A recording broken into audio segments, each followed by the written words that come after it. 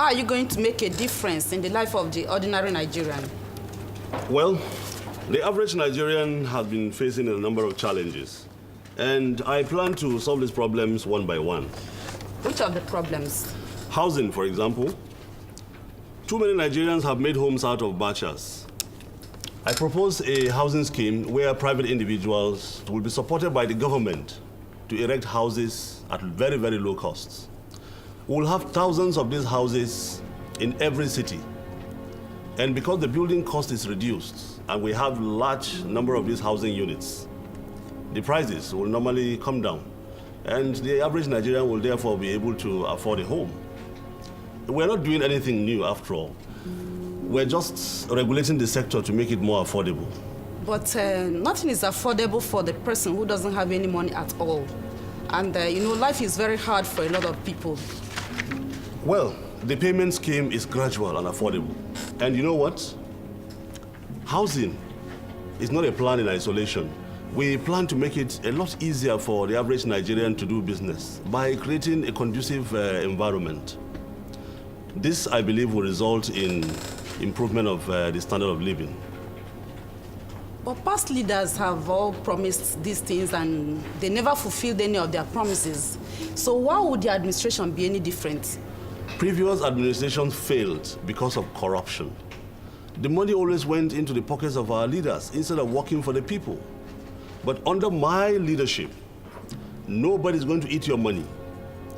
Every public servant will be held accountable for the money he spent by his office. Nobody will stuff his pockets with your money anymore. Not under my watch. So that was why the party chiefs asked for the speech to be changed. They had interest to protect. The interest of this man. Can you help me out here? And make me understand at exactly what point I got myself a political godfather?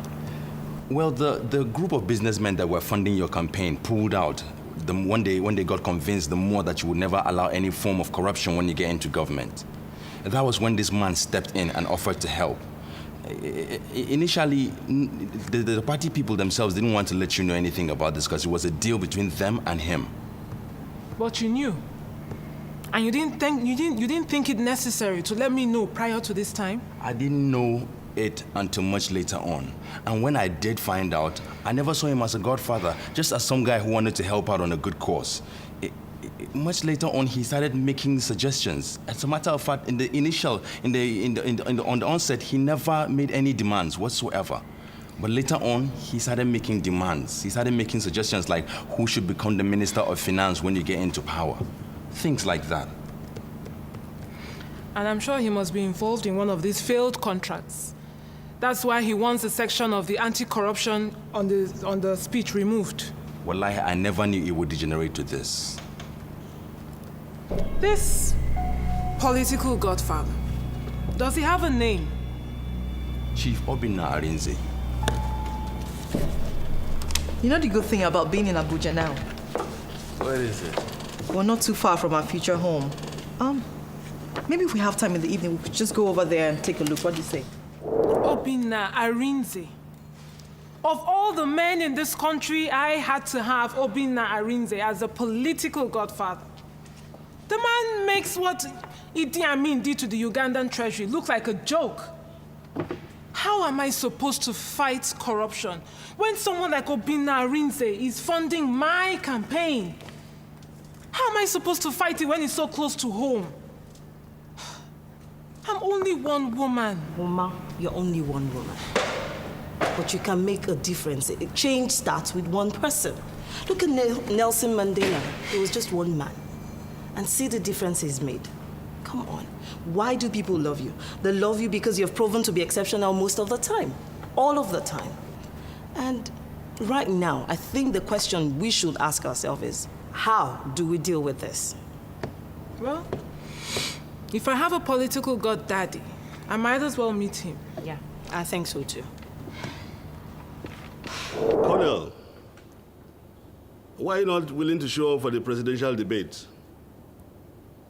This is a perfect opportunity for you to tell the people your plans. It's the right thing to do. Or are you afraid of being defeated by someone from the new breed? Don't be so impertinent, young man. Who are you to tell me what is right and wrong? I was in politics when you were still counting A, B, C, D. So don't try and tell me how things are meant to be done. You should give the people the chance to ask questions. This conversation is over. All right, people, remember, this is crunch time. The time to catch the undecided and let them know that Boma Peppol is the one they must vote for. They see Boma Peppol in the market all by herself. They see her as someone that they can actually identify with. They see that despite her tight and busy schedule, she still has time to go shopping for her family. Then we move to show them images of you from your custom days and what you've already done for Nigeria in the past and how you never shied away from doing your job. They see you jogging in the morning. They see a healthy, disciplined woman and not one of those out-of-shape, fat, lazy politicians that they've been used to for years, you know. Then we move to show them the side that is not so tough, the nurturing side, your visits to orphanages and hospitals, you as a peacemaker, initiating dialogue as opposed to violence, like the time we went to Ocean State, remember? I mean, by the time we run this on television, the viewers will lap you up. Very good, very good. Good strategy, great job, and Yomi, I really appreciate the effort you have put into doing all this. But unfortunately, we can't afford to finance anything that isn't absolutely necessary right now. This is a great stuff to boost the image. I mean, with this, you've captured all The undecided. Yes, it's great, but something very unexpected has come up and we have to conserve funds until the coast is clear. What came up? It's nothing to bother you about. Yomi, I'm really sorry. We'll do this maybe much later. Alice, what do you have for us? Well, for the upcoming presidential debate, we have to think of what the opposition will throw at us. Okay, what am I to expect? Our taxation policy. We have to be ready or else they'll shoot us down. Okay, now, about tax.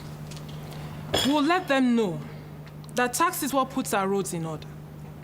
Tax is what also helps to keep our streets safe by paying salaries of police officers and members of the armed forces. Tax is also what helps us maintain our public schools, making them as good as the private schools. But Saudi Arabia and Bahrain don't pay taxes, and they're doing well. Why should Nigerians pay tax? And we've got it all too. I know. But Denmark pays 64% of tax. And by the way, they have the best healthcare system in the world. And your point is? My point is this. Every country is faced with their own peculiar challenges. And when it comes to Nigeria, Nigeria is saddled with loads of them. This nation has gone through decades of infrastructural and social decay. We've got challenges that cannot be overcome by just one individual. If we're ever going to embark on the journey of economic recovery, then all hands must be on deck. I pray we get to the stage one day where we can say we no longer need to pay tax. But for now, we must learn to crawl before we can walk. Not a bad answer. Yes, if you live in PGC and eat 3 square meals a day. But the man who drinks Gary morning in the nights never wants to have to pay taxes. Nobody needs to pay taxes through their noses, especially not the ordinary Nigerian man. We are going to develop a progressive tax system. The poor man gets to pay just a stipend, while we get more money from the big businesses and organizations. But we've been paying tax for years. Yes, and some wealthy, greedy individual has been putting our taxes into their pockets. Listen, by the time people start seeing the positive effect of taxpayers' money, maybe Nigerians will now begin to believe that they do have a stake in this project called Nigeria. That still doesn't tell a man who earns 10,000 naira a month and has a wife and 5 kids how paying tax is going to affect him personally. I mean, I thought you were supposed to be prepping me, not shooting me down. well, this is prepping. I haven't started shooting. Sorry, Boy Juniors. Sorry to disrupt your plans, but I have to leave right now. But you know what? Just keep checking for loopholes, whatever they can catch us with. I'll be ready for you when I get back, okay? All right. In the meantime, work on getting the meeting with the transport leader. All right. He has stood on the fence for too long, and we have to make sure that he decides for us, preferably us. Where is it? Preferably us, okay? Okay. No And I also hear Uma's camp that they're trying to woo him as well. Whoa. Yes. All right, Uma, let's go.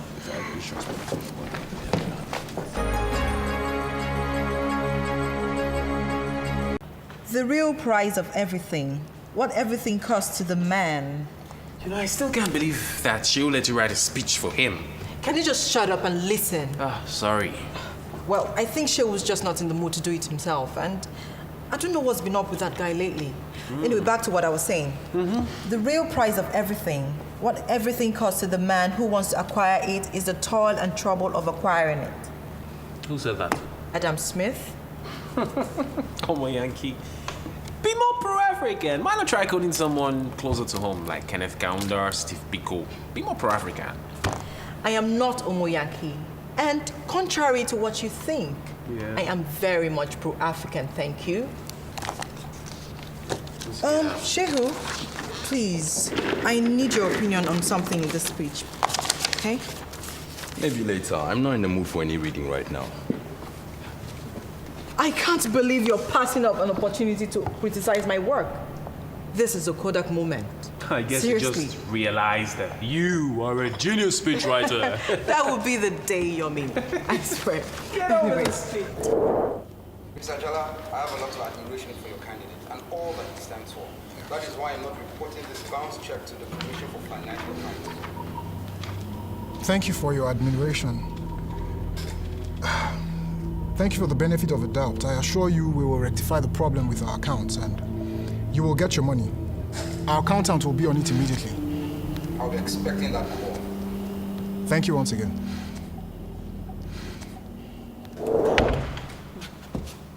John is doing real good. He sends his love. That guy gave me quite a scare when he disappeared at coma. Thank God he's back. What's up? Shh. I'm trying to find the best strategy to talk to Alice. But she's over there. Can't you see she's not quite herself? I'm wondering if this is the right time. You're a reporter. You're meant to make every moment the right moment. Okay, I'll see what I'll do. Hi, Alice. Hi. Please, I'm doing a feature on campaign finance and I'd like to ask you a few questions. Now is not really a good time for me, Obi. Can we do this a little bit later? All right, I'll hold you to that. Sir, what are you smiling about? Farida. Oh, I take it she has good news for her father this time. She's so excited. She just wrote her common entrance exam yesterday and she's already talking about getting new books. She's been through that with her mother, and each time they argue about which is the best school for her or which one has the prettiest uniform or even the best curriculum. And you know, she doesn't stop talking about wanting to join us after the debate. Wow. Thank you. It's so amazing. It seems like just yesterday when she was taking her first steps, and now. Problems? No, just a few financial glitches. Nothing to worry about. Ajala, why is it that each time you use this expression, nothing to worry about, I get this uneasy feeling? I'm not asking for much. All you need to do is to drop your plan to probe the failed contract when you get into office. That is not going to be possible. What do you mean it's not going to be possible?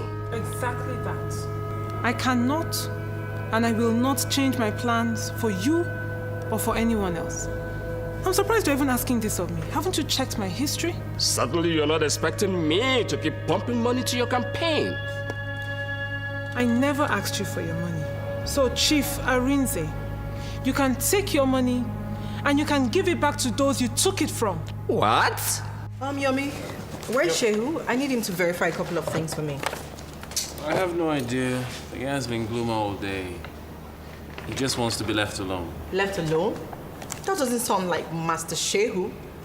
What's this about? I have no idea. Maybe something's come up. I mean, yesterday he told me to contain my youthful exuberance, and today he doesn't give a hoot about whatever I'm doing. Can you believe that? Anyway, I just saw this advert. Debate with a difference. What's all that about? Just a little something that the press has come up with. And what's this difference going to be? Oh, come on, tell us. You want Expo? Sorry, guys. Well, you just have to wait till the day of the debate to find out like everyone else. I'll be. After all we've been through? I'm really sorry. I have to be professional about this. You don't understand now. But you know I can always find out from the rest, from the other members of the press. You know that. Don't put your hope on that, Miss Ram. Nobody in the press will let you into anything. Not even to you. You think so? Okay, we'll see to that. So what you're saying, in fact, is that the source of a party's finance can be determined by the policies of the candidate? Yes. Running a campaign is very expensive. Some of these parties are backed by individuals that cannot really account for the source of their wealth. Many of them past leaders that made away with public funds. You see, they fund these parties and determine their policies so that when these presidential candidates get into power, they stand no chance of being probed by the government. I still can't get through to the accountant. I'm beginning to think there's more to his disappearance than meets the eye. So am I. Why are you calling? The chairman. I have to let him know what's going on. Hello, Mr. Chairman. Ajala Jacobs here. Sir, I feel I need to inform you about some trouble that we're having. Yes, checks are bouncing and we're getting complaints. Have you seen the accountant by any chance? Yes, sir. I have tried his phone several times to no avail. If he is located, please, can you send him here? We need to settle our bills. Thank you, sir. Something has to be done, and fast. If this gets out, we're done. So, Voodoo, what's up? I hate that name. Which one? Voodoo or Voodoo? If you call me that again, I'll voodoo my foot up your... Sorry. I need you to tell me what you think about my speech. Whoa, so what's the magic word? Voodoo. Yeah. Well, if you need someone to give you pot shots at your speech, why don't you meet Chill? He's not in the mood here. Really? So tell me, what do you think about my presentation today? Oh, nice. Very nice. I don't think they should fire you just yet. Actually, I thought it was very, very good. Yeah, good for the dustbin. No, really. I mean, you're one of the most brilliant minds I've met. And believe me, I've met a lot of people. And the thing is, you don't think in a conventional manner. You think outside the box. And that is what makes your job very great. He knew about Arinze and decided that it wasn't important for me to know about it. How do I know what he has kept or is keeping from me? I may just have to fire him. No, don't be quick to resort to that. He's been with the team for a very long time. Look, Shehu has betrayed my trust and that of his team members. Pardon the interruption, but I think you need to see this. The reason for the new symbol is primarily for our party, to show its focus on the future. That's just it. And as you can see, the symbol points up, meaning progress, upwards. Just simply telling you that we are all about taking you higher. He's trying to confuse voters as to which symbol is which. Can you believe what this man is? Oh no, I can't believe this. Aren't there laws about this type of thing? Copyright or something? I don't think they apply to political symbols. We have to look for a way to counter this. I'll see what I can come up with. So much for giving up politics, huh? That's different. They haven't fired me yet. Hi, Tari. Hey, hi. I'm doing a feature on campaign finance. Campaign finance? Why? Yeah, it's really a very interesting topic. I mean, running a nationwide campaign as big as this requires a lot of funding. And besides, my colleague in the Boma Pepper campaign, she's doing the same feature. So, what do you want to know? Yeah, I'd like to know where most of the money for the campaign comes from. Okay. Well, first of all, the presidential candidate contributes a certain amount. Party chieftains, party members, and the Electoral Commission also give a certain quota. Yeah, but really, that can be enough to run such a wide campaign. Expensive one, too. Party conventions and party conferences also yield high contributions. Individuals and bodies also give the little they can. Ajala, one more question. I mean, who is in charge of all this money? The party accountant. Party accountant, yeah. Where is he? I'd like to ask him a couple of questions. Well, he's not available right now. Okay, when will he be around, at least for comments? See, I'm afraid, Tari, that's all the questions I can take for now. I have work.